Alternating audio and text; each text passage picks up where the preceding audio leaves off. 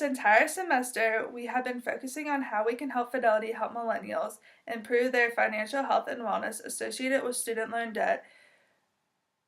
Through this, we learned that Fidelity is wanting to help millennials get rid of their debt so they'll be willing to invest and save with them in the future. No one wants to invest and save when they have a bunch of debt to pay, so it's key for Fidelity to figure out how they can help. Through our research, we were fast to learn that parents are the ones who mainly help their kids when it comes to student loans. With that being said, this led us to our team design challenge, which consisted of how can Fidelity help parents develop a family financial plan for their children and work through the financial aid process, because it is a confusing process and you do need help to get through it. In order to achieve our team design challenge, we were first to look at Fidelity's competitive entities, which consisted of Vanguard, Ameritrade, Scottrade, and Charles Schwab. In order to evaluate the college financial planning process within these 5 different companies, we had to create a criteria to go off of. This criteria consisted of 4 different categories. The first category, education. The second category, experience. The third category, presentation. And the fourth category, service. Within education, we had to look at, does the company educate their parents on college financial planning? Does the company touch on how to deal with student loan debt? Experience, we looked at, does the company create a good experience with their consumers? If they don't create a good experience, then why would you want to go to them? So it's important for Fidelity to create a good experience. And we had to look at, does these other companies create just as a good experience as Fidelity creates? And then, based off the experience, would you want to use the company? We looked, within presentation, we looked at, is it easy to navigate through the website in order to find what you're looking for? Because if it's not easy to navigate and get the information you need, then why would you want to go to that if everything's confusing? Service, we had to look at, does the company offer college financial planning at all? Does the company offer assistance on financial planning and how to get through the process? So within these 4 companies, we really had to break down and look at these 4 different categories of criteria we had to evaluate. Within our summary, we have 2 check marks and an X. So the legend we created for our summary was, the green check mark means go. The company seems it has it all and it's working well. The yellow check mark means slow down. The company is in the middle. They somewhat have it all. They somewhat don't. Like, they're kind of just in the middle. The red X means stop. The company doesn't have it at all. So that's like where they either need to improve or they're just not going to offer it. Based off our criteria, we were able to create a summary that shows where the companies are shining and where they're struggling. As you can see, Fidelity has it all when it comes to education, experience, presentation, and service. They have it all when it comes to financial planning and college financial planning. They have the resources needed to be successful within college financial planning. They just don't, they don't even, it's not even that they lack anything. They just want to make it all better and make it more useful and make college students more aware of it and college parents more aware of it, because they do offer these resources, but no one's taken advantage of them yet. Vanguard does not have it all when it comes to education, experience, presentation, and service. They struggle mainly in experience. Consumers don't get a good first impression when entering their website. So if you don't get a first good impression when entering their website, then why would you want to use them? Their website is really hard to navigate. They don't have many resources on financial college planning, and they don't teach students how to deal with their debt. It's kind of hard to read and very hard to navigate. Ameritrade is a lot like Fidelity. They have everything. They have education, experience, presentation, and service regarding college financial planning, but they're kind of in the middle. It's all, they somewhat have it and somewhat don't have it. They are mainly in the yellows because the stuff's there, but it's not all the way there. Scottrade is good when it comes to presentation. I love their website. I think it's an awesome way to navigate, like, to get to the places you need to go through their website. But it does lack education. It doesn't give a full, like, history guide on where to go. Most people like the internet, and Scottrade just doesn't have that. They want you to talk to an agent. They lack experience too with their consumers, because consumers are wanting to get all the information now.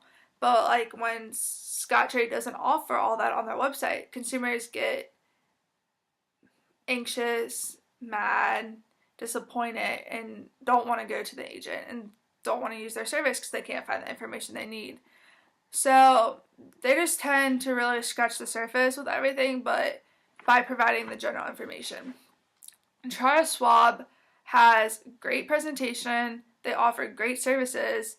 Their website is awesome, but it all is within investment banking. They don't have any information regarding college financial planning.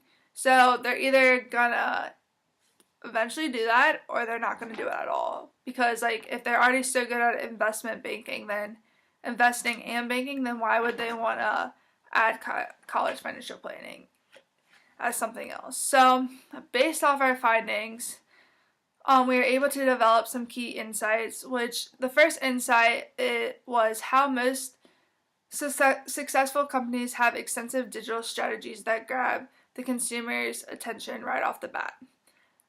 They do this by creating touch points as soon as you enter the site.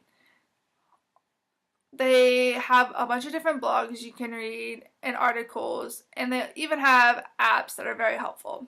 So with all those, like, it's easy to figure out the information you need regarding the services you want. The second insight basically was that many of these companies just scratch the surface when it comes to college savings with student loans and student debt. They tend to like not want to offer resources, which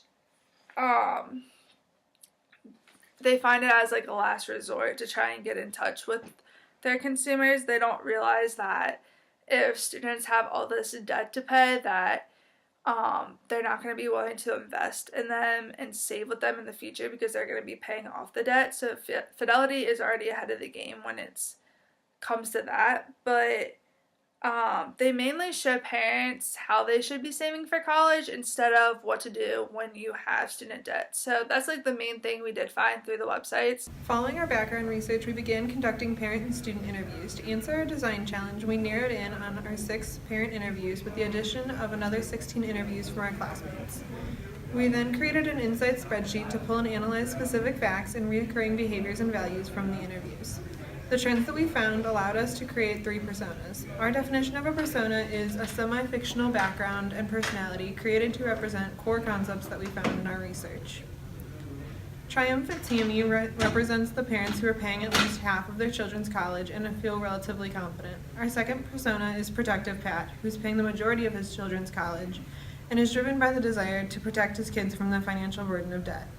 Finally, our last persona is Anxious Anne. She's informed on her options, but is worried because she can't afford to pay for her children's college education. We chose Anne to expand upon and focus on for the remainder of our project. Anne values security and duty and is worried that her children will experience the same debt that she did. Anne is interested in teaching her children and is very involved in the financial aid process. After looking at our personas, we found 3 different points that we could really focus on for the design principles. One of which was educating parents and students on the loan options as well as the financial aid process. Second was informing the parents on the new costs and the different changes that have occurred since they were in school. And third is just providing expert advice all around and giving them a comfortable setting. Within our journey map research insights, we found 3 different items that we could really key in on. And those were awareness, consideration, decision.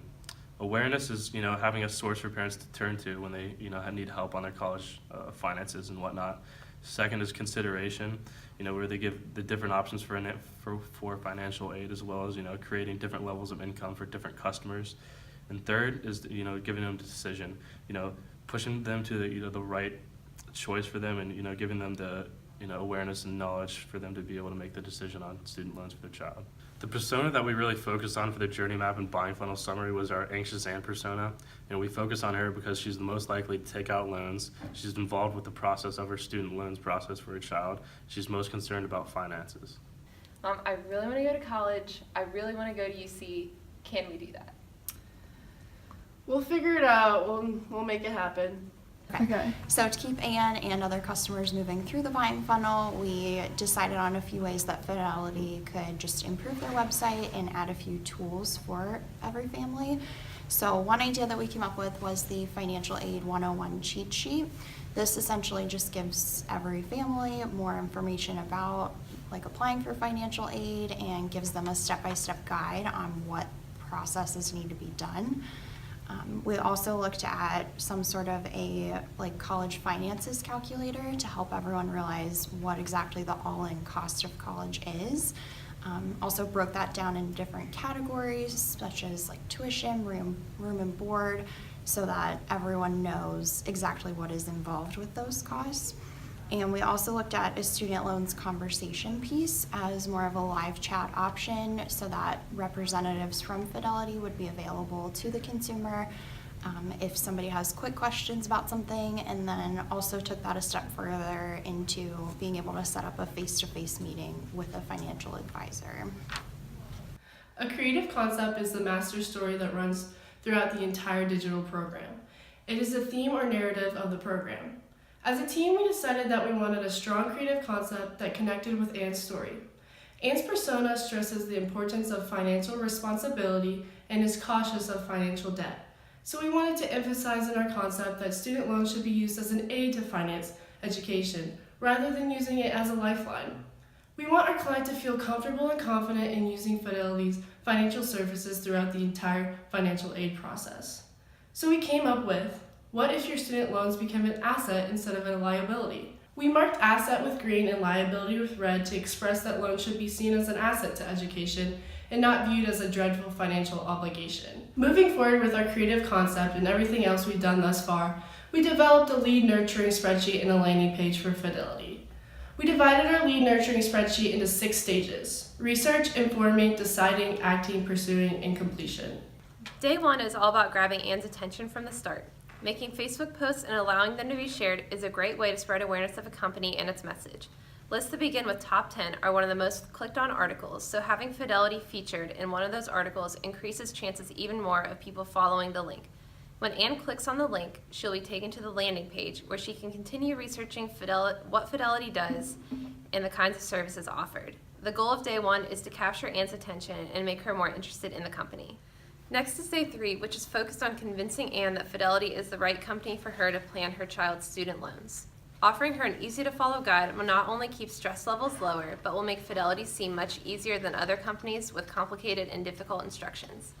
Financial Aid 101 cheat sheet is going to be a resource Anne can refer to not just about Fidelity's processes, but the financial aid process in general, which will result in her beginning to trust Fidelity's knowledge and process on student loans. The result will be in Anne creating a Fidelity account and continuing the loan process. Day 7 is when Fidelity needs to win Anne's service, because if she waits too much longer, she might choose another company. Since she signed up for an account, she also signed up to receive email notifications. By sending out a demo video with simple instructions as to the next steps Anne needs to take, it will prompt her to continue with Fidelity services and get started on her child's loans. This also gives Anne an opportunity to start engaging with Fidelity, not just navigating their website on her own. The email will be personal and start to create a connection between Anne and Fidelity. Day 10 is when the loan process is starting to take place, and reassurance is key for Fidelity to keep customers like Anne happy. Before meeting in person, the company offers an interactive demo with an agent in real time, there to answer any of Anne's questions and concerns. While it is not face-to-face, a demo video with the option to chat back and forth with a Fidelity agent allows Anne to clear up any additional questions she might have. The purpose of this step is to turn the connection into the beginning of a relationship between Anne and Fidelity. Day 15 is the day Anne has been waiting for, the day she is done with the loan process and can finally take a sigh of relief. An in-person meeting between Anne and a Fidelity agent allows Anne to triple-check all of her work and be reassured by an expert that she has made all of the right decisions to set her child up for financial success. Making all the final decisions in person will make Anne feel confident about what she's doing because she has an expert sitting across from her to give her guidance and support. At the end of the meeting, Anne feels like a huge weight has been lifted off of her shoulders, and she is thankful for making the decision to trust Fidelity. Finally, day 30 is when Fidelity and Anne no longer need constant communication, but Fidelity wants her to know that they will always be there if she ever needs anything. Because Anne trusts them, she will be more likely to use Fidelity for other financial planning services in the future, so they need to maintain their relationship with her. Sending monthly emails about financial planning tips, articles, and other services regarding Fidelity will not overload Anne with unwanted notifications, but keep Fidelity in her mind and increase the chances that she will use them again or refer them to a friend who needs help with financial planning. Maintaining a relationship even months or years after the initial service is key, because even if Anne doesn't use Fidelity again, she will always have a positive outlook on the company, and that will contribute to Fidelity maintaining a great brand. Thank you for choosing us to develop your marketing strategy. Please contact us if you have any questions.